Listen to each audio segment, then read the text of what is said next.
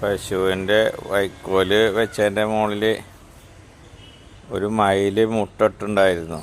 3 മുട്ട.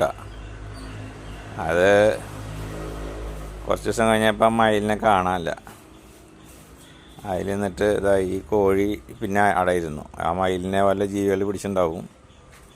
അതിന് ശേഷം ഈ കോഴി അടയിരുന്നു. ഇതാ ഒരു പുള്ളിക്കോഴി കാണാമല്ലോ. പുള്ളിക്കോഴി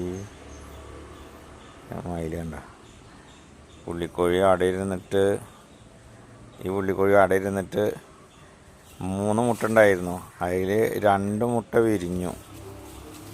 ഒരു കുട്ടീനെ എന്തോ പിടിച്ചു തിന്നു തോന്നണം. ഒരു കുട്ടീൻ്റെ ഇപ്പോൾ.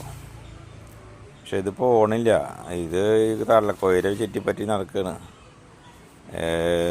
തള്ളക്കോഴീനെ കൂട്ടിലിട്ടിട്ട് ഇതിനെ പുറത്ത് അടച്ചിട്ട് കഴിഞ്ഞാൽ ഇതിങ്ങനെ കരഞ്ഞ് ഇങ്ങനെ നടക്കും.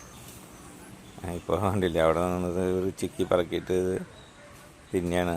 വലിയ കുട്ടിയായി പറക്കണൊക്കെ ഉണ്ട്. തെങ്ങിൻ്റെ കുരലിലേക്കൊക്കെ പോകുന്നുണ്ട് സാധനം. പക്ഷേ ഇവിടെ ഇങ്ങനെ നടക്കണം അതിൻ്റെ കൂടെ. ഇനിയിപ്പോൾ തള്ളേനെ കൂട്ടിലാക്കി കഴിഞ്ഞാൽ ഇത് ഇവിടെ കിടന്ന് ഇങ്ങനെ കരയും. ഭയങ്കര കരച്ചിലും ബഹളമാണ് പുറത്ത് നിന്നിട്ട്.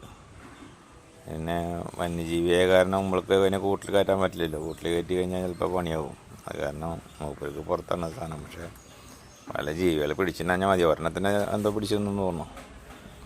മൂപ്പരിപ്പോൾ ഇങ്ങനെ അതിൻ്റെ കൂടെ നടക്കുന്നുണ്ട്.